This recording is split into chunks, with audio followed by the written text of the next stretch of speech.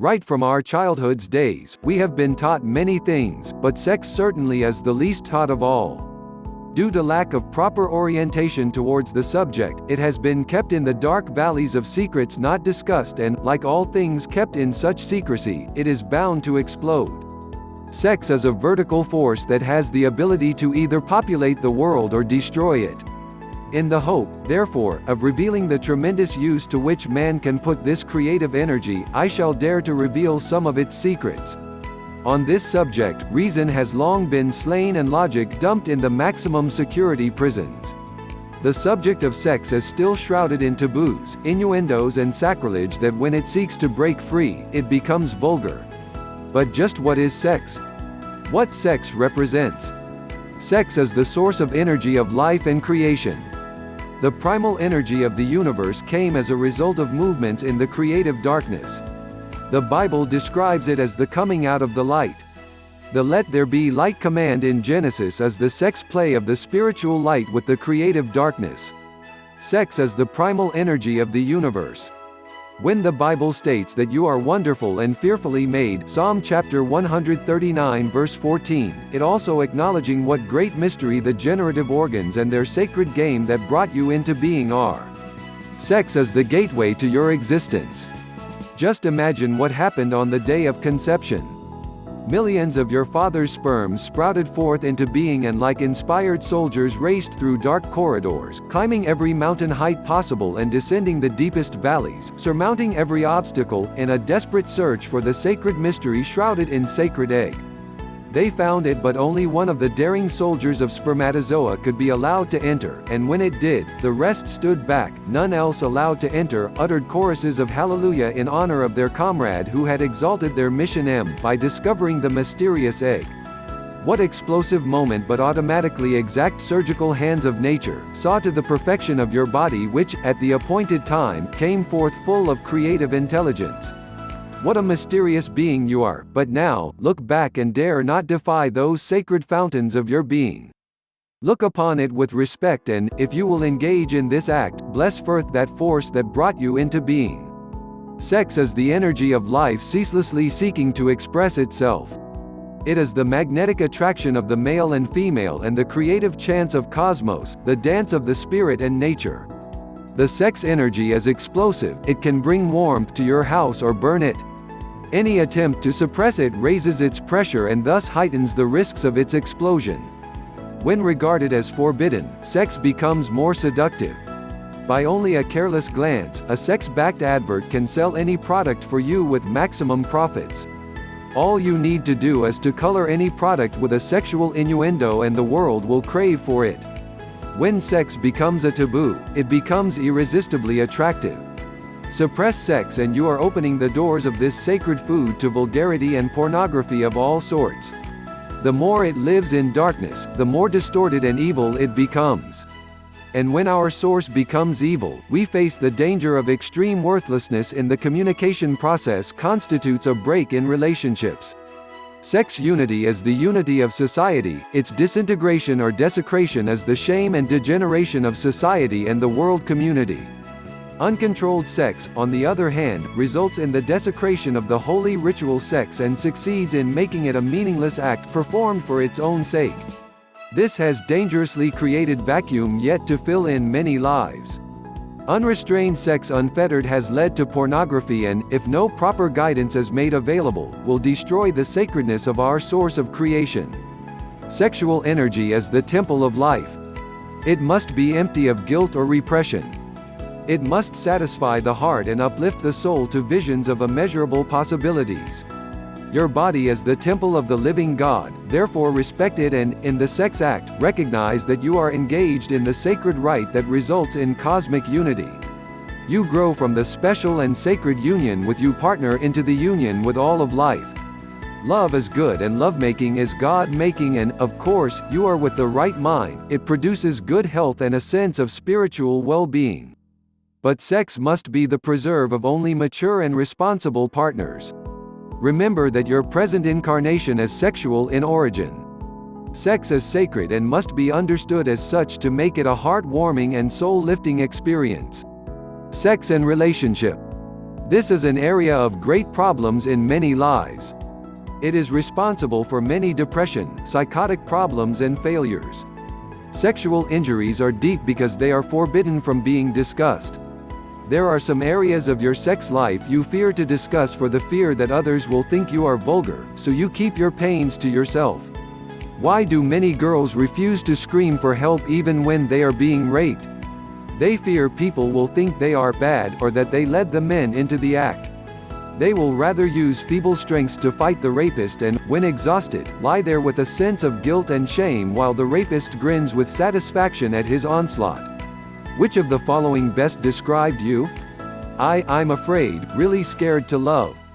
Yes, no. E, I'm afraid my marriage will be like that of my parents. Yes, no. E, I feel trapped. Yes, no. IV, all my love affairs don't last. Yes, no. V, I'm afraid to love for fear of being rejected at the end. Yes, no. V, I just don't always there just to hurt me. Yes, no. V, love is always there just to hurt me. Yes, no. V, I'm not good enough to love or to be loved. Yes, no. X, nobody will love or appreciate me. Yes, no. X, to love is to be a slave to other person and do everything his or her way. Yes, no. She, I'm very jealous. Yes, no. XII, I fear to love because I'll be controlled. Yes, no. She, I fear to love because I'll love my independence. Yes, not. To get out of all these traps, take a look at how you received loved when you were a child. It is most likely that you are only doing to yourself what others have done to you. If you have been loved, you will love yourself and know how to love others. If you were not loved adequately, you will be deficient in loving as well as receiving love. As you were treated in the past, so you are treating yourself at present. Close your eyes and run your thoughts through the ways in which love has reached you all along, and you will see why you are doing justice to the burning frieze of love in your being. You will simply let go as you relive each incident until you arrive at a constructive learning. Everything that happened to you was life's way of stimulating your God powers and lifting them to a pinnacle of your potentials. They were opportunities to master and demonstrate patience, love and resilience of spirit. Freeing yourself in this second immortality drive frees a tremendous amount of your psychic energy for other constructive uses. Observe closely anyone who feels that people don't love themselves. You don't love yourself because you either did not receive the love you expected to come your way as a child, or you were abused, humiliated or ridiculed. These forces create a sense of self-dejection. If you have been in relationships that have ended at the present time, then do yourself the one great good to identify all past relationships and how they ended. How did your past relationships end? List all your relationships, starting from the first person that primed your virginity or chastity, through to the very last relationship that ended recently. Add more lines where necessary and relive any of the incidents. Scan briefly how it started. Your life becomes miserable as you project psychic powers outwards. Like a radio transmitting and receiving station, we are already communicating with our environment. What we are inside, whether spoken or unspoken, is instinctively felt outside. Often, people go into relationships with the painful pictures of past relationships.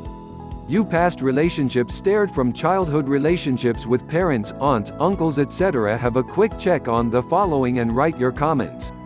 Is your favorite or not favorite boss like one of your good or bad family members? Another area of problems with sex and relationships are the decisions we make about these two forces. Must all male and female relationships end with sex? Should sex with any person mean a marriage or commitment? Sex is for two mature and responsible persons. The words here are mature and responsible. When you decide that sex is equal to marriage, every sex that does not end in marriage is open to limitless pain. Sex is spiritual and must be understood as the energizing of our spirituality and the sharing of our creative energies. You must then have sex with just the person who attracts and stimulates in you the deepest of respect, sense of responsibility, spirituality and love.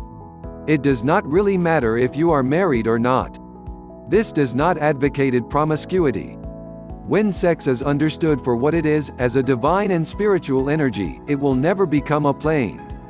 No one will throw his or her jewels to the swine. Your decisions come from your belief system, and your belief system designs and creates your world. It is, therefore, important that you scan yourself and your belief systems.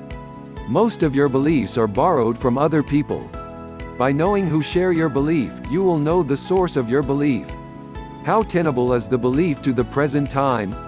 How beneficial is the belief to you? As you analyze and challenge your belief system, you will open your inner doors of right discernment. Seeking meaningful relationships. When sex becomes a part of a relationship, the relationship instantly becomes a worshipful one and a ceremony of God discovery. Anyone seeking a meaningful relationship with God must empty himself of all concepts except the desire to experience God. In many relationships that involve sex, as in marriages today, this one most important requirement is missing. We go to marriage with our baggage of concepts and expectations inherited from our families, friends and past relationships. These become the unwritten laws of the sex life as well as the written laws of the relationship. What is bound to happen to this holy relationship when each party carries his or her role model and heroes, fantasies and anxieties into it can well be imagined. And when these are made complex by the expectation of your partner, you lose track. Lost to your own self, you are lost to your partner, and right from the beginning the relationship is doomed to fail or, at best, become martyrdom. With our loads like sheath of garment around us, we fail to be naked, and yet without our nakedness, there is no love, and without love there will be no lovemaking. The Bible, in Genesis chapter 2 verses 24 to 25, said, "To this end shall a man leave his mother and father and leave to his wife, and the two shall become one. And they were naked and did not feel ashamed." This means, to this end, a being the embodiment of godhood, shall a man leave his parents, past concepts of parent, uncles, lovers etc., and come into holy union with his wife, and both must become naked, transparent and vulnerable to each other, capable of tolerating your weaknesses and delighting in the other's strengths, and also be free of any inhibitions or shame whatsoever. You need the courage to let go and vulnerable. This is easily said, but it only becomes a reality when you use our technology to offload your baggage. You have lived in families, clans, tribes and nations, and your vision is cast through the veil of your past and present associations. Civilization and its powerful communication technologies have succeeded in shattering, to a great extent, the dogma of the tribe and its related groupings, but have also succeeded in producing tensions and emptiness. Simply identify each load you carry and ask yourself why. A single why and a recall of the incident that led you to make that decision simply blows it out of orbit and sets you free. In relationship, the woman traditionally controls the sex and the man controls the money. In the ideal holy relationship, there are no controls but simple responsibilities based on each person's capabilities. In love making, there are no losers, each partner is a winner. But in sex making, each partner is a loser.